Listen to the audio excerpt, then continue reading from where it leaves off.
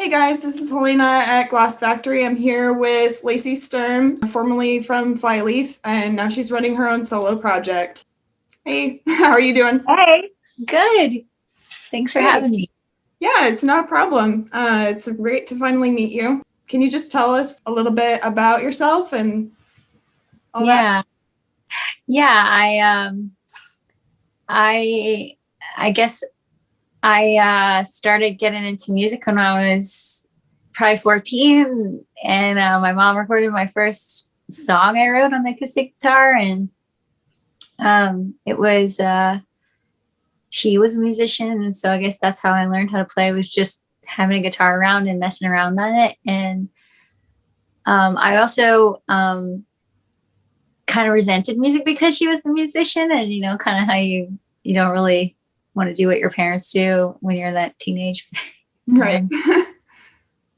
So I never thought I would be a musician, but then later on, I had me and my brother sort of started playing music together, and I found rock music to be a lot more honest than other genres that didn't make me want to pursue it. Then I thought, especially with like bands like Nirvana back in the day, that like three chords and whatever. I'm like, well, if they can make a band, maybe I can make one too, Yeah. Me and my brother playing Green Day songs and bar chords and whatever. And so we just played in our room for fun, and I guess it sort of snowballed into this. There's a million paths I almost died on, but here we are, still here. So, Yeah. so Well, yeah. I just wanted to say that I've been listening to your music since I don't know, just Red Sam and Cassie just really spoke to me when I was Wow. younger. Yeah. So it's just something about your lyrics are very straight to the point, but they just punch you right in the gut. And I always loved that about it. I felt like music would never be, could never be like that. And it was just so simple and straightforward. Yeah. Could you just tell us a little bit about what drives that level of emotion in your music? Well, I think in the beginning, I just wrote words when I couldn't sleep to get things out of my head. Just writing poetry, I guess, but just any words, just like angry, sad, overwhelmed, philosophical, just all kinds of things. Just write things just to get it out of your head, just so I could sleep. I had a hard time sleeping, getting my brain to shut off when I was younger, and it became a habit. And it's really great practice to try to find a way to exhale, I guess is what it is. Like, Yeah. And eventually those things turn into songs. Red Sam was like that. Cassie was like that, just a response to all the swirl of stuff in your brain. Mm-hmm. Yeah. Yeah, just trying to deal with yourself, I guess, is what it was. Yeah, but it's been really cool to just witness your growth in your music as well, especially in the last couple of singles. There's still that same root to it with that simplicity, but it's just more seasoned. It's endured all that rough weather and it's gotten better. So it's just been really cool to witness that and be a part. That's really cool that you're paying attention to that. I mean, even the way you put it, I don't think I ever heard anybody put it that way before. That's cool. You pay attention to the lyrics and that you have your own interaction with it. That's cool. Yeah. I mean, of course, everybody's just really connected to music, and there's just something about music that really hits some people really, really strongly. And your music has always done that for me. So I was just thought that was kind of cool. And I wanted to point that out. But like, basically, what would you think helped you grow? What are some of those things that helped you grow in the last 5 years? It's been about 5 years since Life Screams, right? Since your first solo full length album. Yeah. Yeah. Well, hard times help you grow. Mhm. I mean, I think that's the most growing we do is in the hard times, you know, the times that have a lot of crying or questions. And so I guess the past 5 years have been all over the place. I've had a baby, you know, he's 2 now. My husband was able to go out and be in a band with Shinedown for a little while. I have, you know, I wrote a book about how I ended up on this journey to rock stardom, whatever you want to call it. Like, I wrote a book called The Return, and reflections on loving God back, and talked about that and the roller coaster of that journey since I decided, like I said, I didn't want to do music and ended up there somehow. And I mean, there's a lot in that book, particularly about how to steward the moment you're in, how to steward the pain, how to steward the questions, how to steward the, you know, whatever's right in front of you. Sometimes it looks like a song. Sometimes it looks like playing a video game with your 5-year-old. You know, it doesn't, you never know. Or, you know, having this interview, steward the moment you're in. Sometimes you just need to take a shower. You know, I don't know, like, that's your victory for the day. Right. So if that's all there is, you know, then if you're doing it in love, then you're growing, because that's what this journey is learning love. You know, wouldn't it be great if we didn't have to, you know, end up as infants right before we, you know, step out of these bodies to learn love, you know, like with no teeth and diapers again.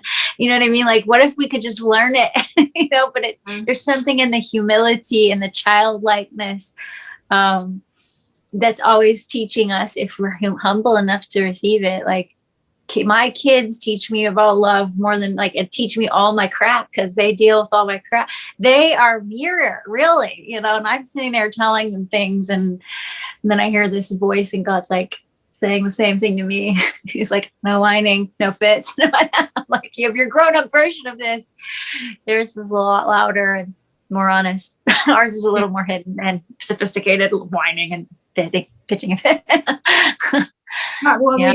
we learn how to hide those emotions, and the kids just, they're just wide open and vulnerable and in your face sometimes. Yeah, I love it, and it's taught me so much about myself and how I need to grow. And how many times I've had to apologize to my kids and be like, you know what, the problem right now is not you.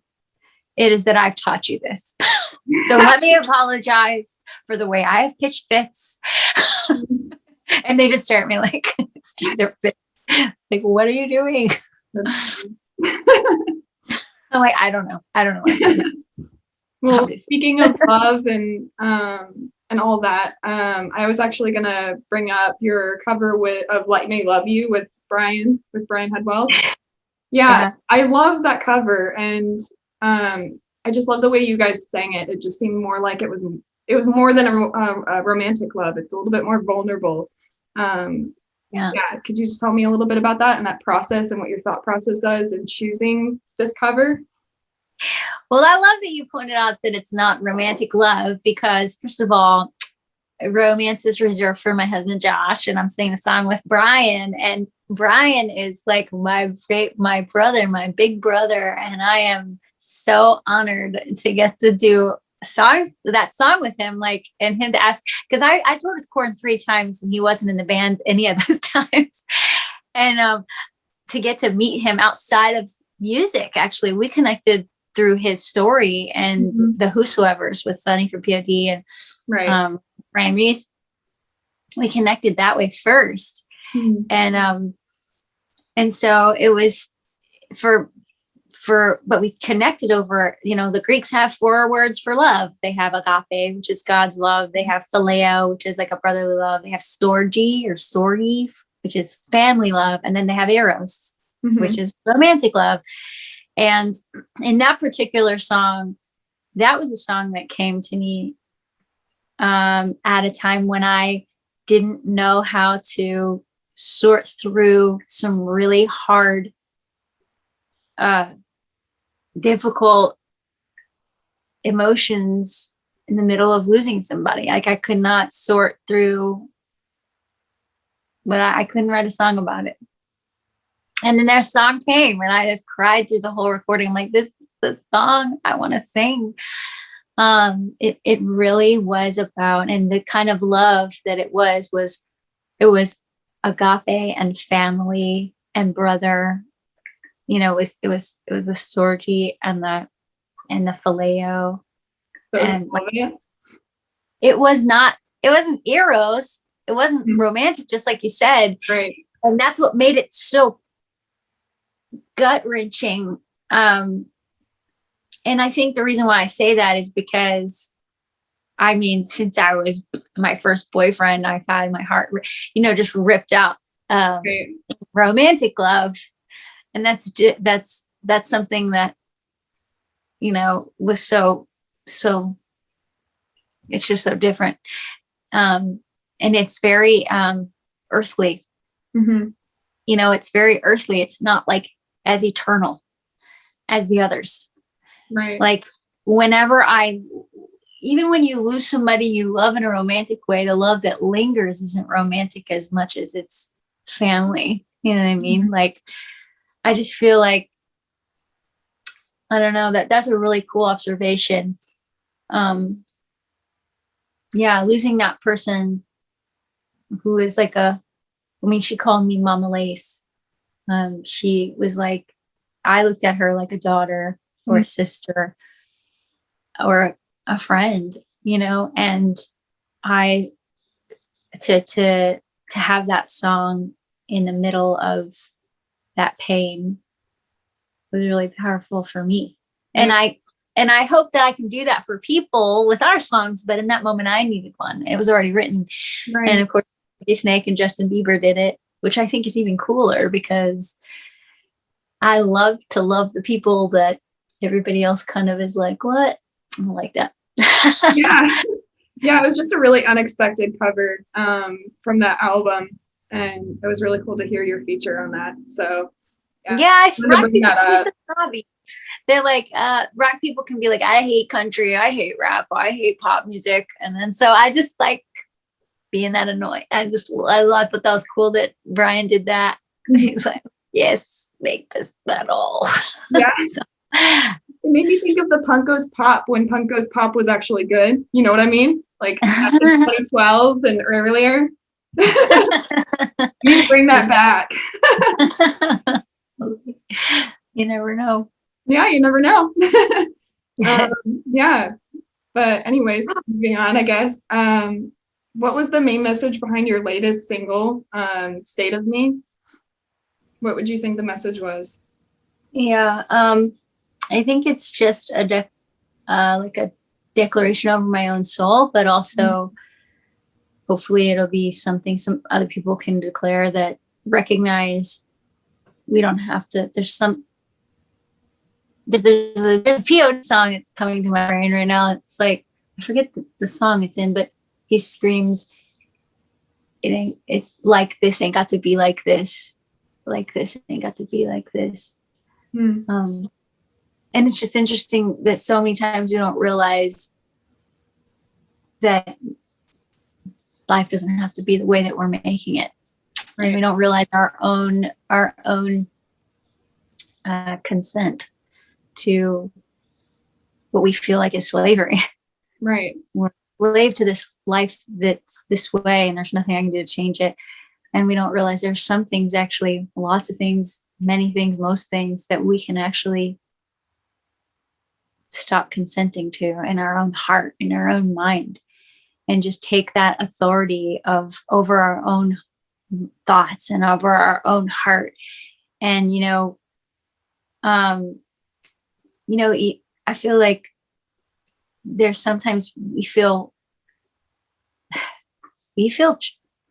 can feel trafficked by our own emotions. Like, I can't stop this. I can't, people are ending their lives over their feelings and their emotions, and not realizing, sometimes I feel something just because it's in the air and it's not even my feeling. Mm-hmm. Sometimes it's because it's the feeling of the place I'm in, the home I'm in, the person I'm beside, or sometimes it's the feeling of this time in the earth, this time, like I feel the weight of anxiety, or I can feel, and there's this movie called Rise of the Guardians. Mm-hmm. Yeah. It? Yes, I do actually. It's not Pixar. It's like DreamWorks or something like that. I think it's DreamWorks. It's a kid's movie, but it's, there's this moment in the end where there's this fear character, Pitch, and he represents fear, and he makes nightmares, right, out of dreams. And in the end, he, there's a little kid, and he's like, he's like saying about how, now do you believe in me? And he's like, yeah, I believe in you. I'm just not afraid of you. Mm-hmm. And there's this moment where he's like, there's these horses, these black horses that appear when fear is present, and they can attack, and nobody's afraid. And he's like, well, why are the horses here? And they said, well, we're not afraid, so it must be your fear. And sometimes there is like a real spiritual battle going on, and there is like this evil spiritual battle going on, and it's not even your fear, it's the fear of that spiritual battle. It's on the other side. It's the fear of your enemy, your spiritual enemy, your emotional enemy, which is not even physical. Right. It's not even the person in front of you you're fighting. It's a spiritual battle you're fighting. And I think we discount the spiritual because we can't see it. Right. Yeah. But it influences so much. And then when we realize, wait a minute, do I have to believe these lies? Can I just stand up and say that's enough? Look at what it's doing to me, just being pushed around by the wind, and realize, wait, I have legs to stand on. I don't have to like relax in the wind and be this, and get caught up in this hurricane. I can like stand. I can stand still. I can have my own place of peace inside that nothing can touch. That's possible. Is it possible? Yes, it's possible. Definitely. And so it's just declaring over my own soul. And I have to connect with God in order to have that. It's when I'm disconnected and feeling like I'm alone, and not realizing this life is actually, from my own experience and understanding. And, I met God on the day I planned to commit suicide as an atheist. Mm-hmm. I did not believe. And when I had this encounter with God, I remember realizing, first of all, there's a good force behind all of this. Yeah. And all the evil is an adventure to overcome. It's not to take me, down with it. It's so that I can overcome and show that good actually can triumph, that there is a good force that can overcome, and it's more powerful than the darkness. It's more powerful than all that stuff that feels like it's suffocating me. Anyway, that's a long story. No, it's okay. I enjoyed hearing your perspective on that, especially considering the times that we're in, where that presence of fear is so prevalent in everybody's lives. Even if they're not experiencing it themselves, it's definitely weighing down on everything going on in personal lives and public. So yeah, I definitely related with that, and I guess in the sense of these times today, because there are some people that are having it good right now and they're not experiencing that fear, but there's everything else going on that's influencing a bunch of stuff going on right now. And it's not physical. You can't see it, but you can feel it, and something's going on. Yeah. And then just to realize our feelings are, sometimes we're antennas, we catch feelings, mm-hmm. but they're not necessarily originating from inside us. Yeah. And that's freeing. You hear people talk all the time, and then you decide what you want to agree with. What do you want to hold on to? What do you want to be like, that's a lie, Yeah. It's really up to you, especially with, just with everything. Everything's a choice. Just about everything is a choice. Or particularly with depression and suicide and things I've dealt with, there is a real weighty, I mean, suicide rates are so high right now. And that's something that my crosshairs are on that, that lie. Yeah. Because for me, I have to keep my crosshairs on it because I know that feeling. I know that struggle. I know it, and I know how it comes. I know how it seduces. I mean, it's like really tempting to just fall into it and just wrap yourself in a blanket. Interesting you said wrap in a blanket because that's what it feels like. It feels like this kind of warm, false comfort. I mean, even I think there's a lyric from a Nirvana lyric that I used to love, and he says, "I miss the comfort in being sad." Mm-hmm. Yeah. And so like for me, I have seen, like, I know not everybody has seen this, and I recognize that I have witnessed this. Mm-hmm. I am a witness of this, that on the day I planned to commit suicide the first time, there was another time as well later on, I encountered God and recognized there is a God who is an artist who has sent me here on purpose. I am not an accident. I am not a burden. I was not a mistake. Although my mom didn't plan me, I was not supposed to, I was counseled. My mom's counseled to get an abortion because she was a teen mom. She already had a kid 10 months ago. My brother was 10 months old when I was born. So she just had a kid when she found out she was pregnant. My dad was in and out of jail from having, domestic stuff with alcohol and, public intoxication, domestic violence stuff. And they were like, you should probably get an abortion, Yeah. And when I understood this, I kind of understood this because we struggled. My mom was a teen mom with 2 kids until, and then it didn't get any easier for a long time. And I remember feeling like I'm just a burden. I'm just in the way. I'm another mouth to feed, not because my mom treated me like that, but because that's just what I understood. I just felt it and understood it about my life. I understood things were hard. Mm-hmm. And so when I met God, I realized, no, he intentionally made me actually with love and intention.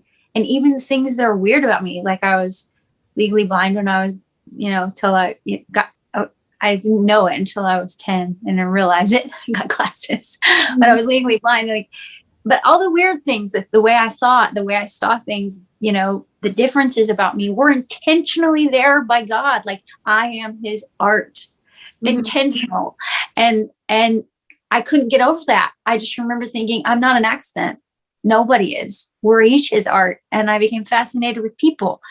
And this whole journey of facing evil is we can't stop the evil in the world because can't stop all evil because there's freedom, which we have to have in order to know what real love is, but we can overcome it all. And that's the crazy part.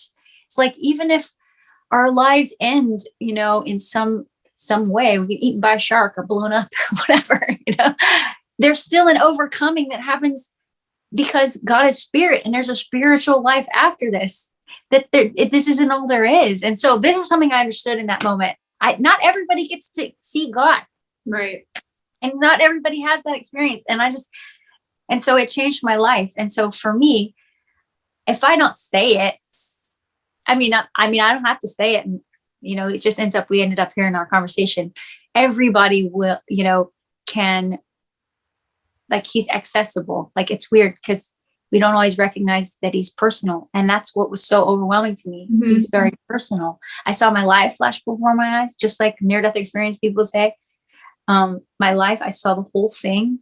I saw that he cared and he never looked away. He never looked shocked. And I was shocked. I was the one going, like, you saw that, you saw that, you saw that, you saw that. It's like, you're watching me. And it's not, he's watching you like in a way to accuse you. You accuse yourself. It's weird. Yeah, it is. He watches like a light's turned on. Mm-hmm. He's light and love. Anyway, I keep talking, but I should shut up. Okay. Yeah, I totally agree with you on all that for sure. Yeah. And I mean, he's not light in the bad way. He's just kind of just exposing, is nurturing too in that way. Like he helps you address those things that you're afraid of, that you want to shove into the dark. And then that poison you. Right. He's like, this is what's hurting you. And you're like, ah! Yeah, I don't want it. I don't want it. I don't want to see it. Yeah. Yeah. No. Yeah. Right. But it's so freeing once you walk into the light. You're like, well, it's all out there. Yeah. It's all out there. I don't have to worry about it anymore. I don't have to hide it. Yeah. Yeah. I don't remember that feeling of not being embarrassed anymore. Cause I remember that feeling after that day. I was like, I just started to laugh at myself all the time. Yeah. Cause I was aware that I just remember that was the first time I was able to laugh at myself at everything. And that's because he sees it all. And it's not haphazard. There's not, like, we are stronger than we think we are. We can overcome the things that we feel like are killing us. Even if we end up, again, like being blown up or whatever and eaten by shark. Yeah. There's an overcoming in the end. We'll all see that there's a mystery to it all that's about love and faith and hope. Right. Blah, blah, blah. I'm sorry. I just keep talking about this stuff. But No, it's I okay. I could write it forever. I wrote a couple books about it. Yeah. You got to write a couple more, I guess. You write one. I'm working on one, actually. Awesome. Yeah. Yeah. That's a whole process. God's working on me with that one. Just let it happen. Yeah. Well, that's yeah, it's been a really interesting process so far. But yeah, I guess like moving on towards the next question. With it being International Women's Month, how do you feel being a woman in the music industry, particularly in rock and metal? How do you feel like you've paved the way in the rock and metal revival? I guess there's kind of a revival happening right now. It never really died, but it's just it's interesting you notice that, because not everybody notices that. I'm gonna have to go in just a minute, but yeah, I do want to say that whenever I started doing interviews in Flyleaf, people would ask me about being a girl in the rock world, and I kind of always had the same message, and I really feel like it's important that we're not what's the word? We're not hypocritical in the way that we talk about this, because we demand certain things as women, and then when it's on the other foot, it would be horrendous. Like we celebrate a girl punching a dude in the face in a movie, but if it was the other way around, we would be scandalized. You know what I mean? So I feel like there is an irony in our, but there's also, I also recognize the uniqueness of what we get to do, and that kind of is a little unfair in the rock world. Like, oh, because she's a girl singer, now everybody's paying attention. So in order for me to acknowledge that, you know, I always would say not to use it as a gimmick in the rock world, but to just be great at your art, and just be you as a unique individual, and don't use the fact that you're a woman to be a gimmick, which I think a lot of people will fall into the trap of that. And then when they do it, they end up